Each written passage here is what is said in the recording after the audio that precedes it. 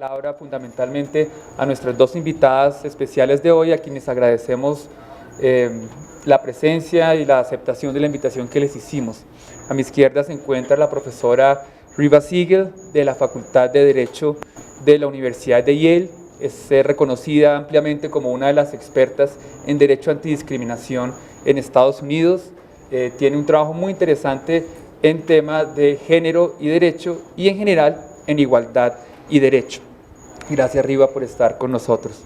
Y a mi derecha se encuentra Mari Patillo, profesora de Sociología de la Universidad de Northwestern en Chicago, quien ha estudiado durante toda su carrera temas relacionados con raza, etnicidad, estratificación social, y ha escrito unos libros muy interesantes, muy leídos en relación con la clase media afroestadounidense, y está ahora temporalmente importada a Colombia, en Cartagena. Por eso va a hablar si estuviera hablando español, hablaría también como va a hablar en inglés, pero lo vamos a hacer para conveniencia de la conversación en inglés, la conversación de ellas, y yo voy a continuar moderando en español. Muy bien, entonces quería comenzar por una pregunta más experiencial para Mari en relación con su vivencia de las acciones afirmativas en Estados Unidos. ¿Cómo has vivido tú las acciones afirmativas durante tu carrera y durante tu vida personal? I think, yes, I have a mic already. So I think for the question of how have I personally lived affirmative action in the United States, I have to begin by saying here in Colombia that I'm African American in the United States, because I think the racial classification system is different, and so that's not obvious to people here. So I told Cesar when he invited me that I consider myself an affirmative action baby, which is what a lot of people say I'm a child of affirmative action. I have benefited from affirmative action. I likely continue to benefit from affirmative action.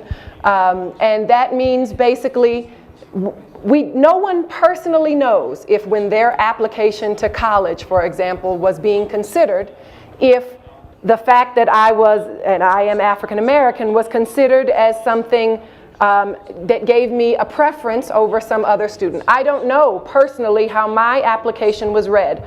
And so oftentimes those of us who support affirmative action policies consider ourselves, because no one knows specifically, children of or beneficiaries of the programs that benefit all African Americans, Latinos, women, in some contexts, labor contexts, Asian Americans, people with disabilities. So a number of groups benefit. In fact, there are a number of studies also. We have other kinds of affirmative action.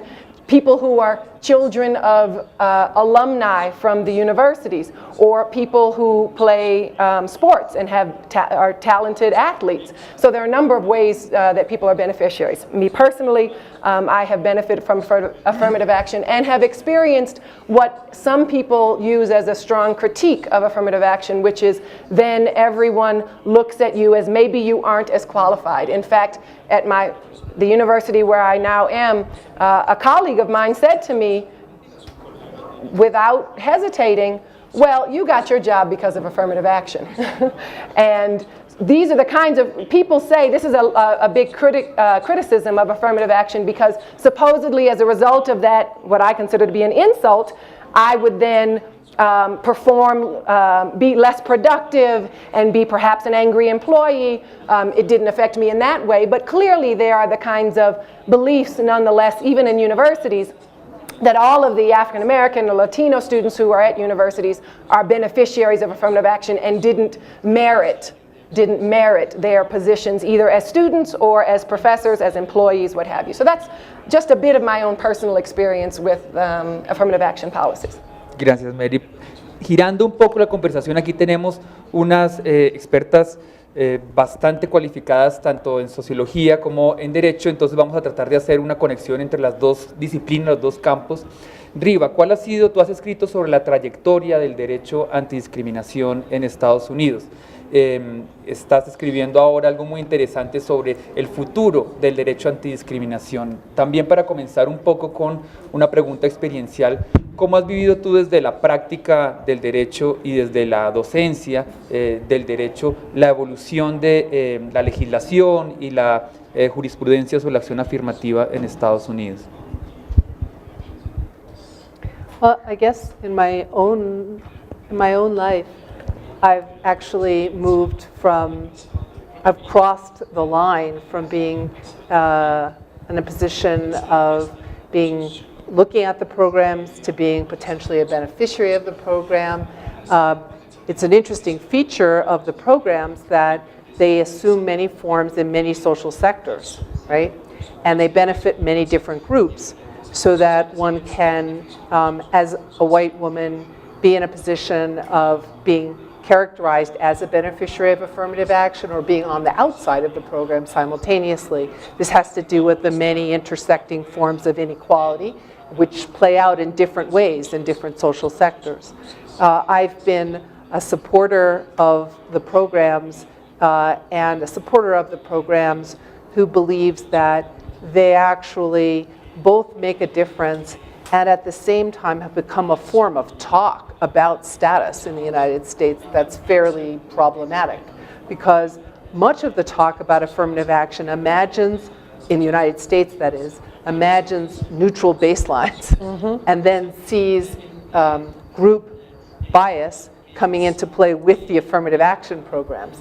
But of course, whether as a student or as a member of a faculty, I can assure you that I'm of the view that the underlying problems of bias and discrimination that gave rise to the need for the programs has not ended.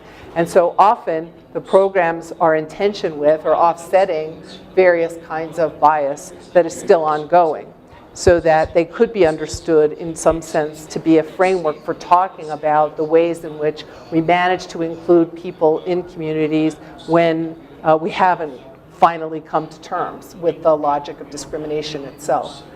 I think that it's important for me, both as a white person and as a woman, to speak out in favor of the programs and to speak out in the favor of the programs in ways that tie them back to our nation's failure to reckon with these ongoing problems. And I try to make it a feature of my work and of my practice in whatever communities I find myself.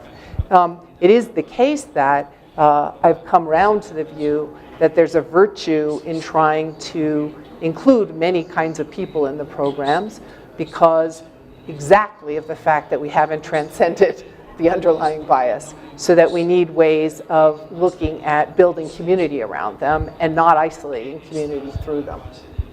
Can I add one thing about my personal experience that I think adds the important historical factor that affirmative action tries to address? So personally, I come from a relatively privileged family. My father is a doctor and my mother was a teacher. So in the system of stratification among African Americans, my family was near the top. But nonetheless, when my father moved to Milwaukee, where I grew up, and brought his kids and his wife, he couldn't move to white neighborhoods. This was in 1968, he moved to Milwaukee. Couldn't move to white neighborhoods. We moved to a predominantly African American neighborhood. Racial segregation in neighborhoods is very strong in the United States. So we all grew up in a predominantly African American neighborhood where we know that often the schools are of less good quality. The resources are fewer than in white communities.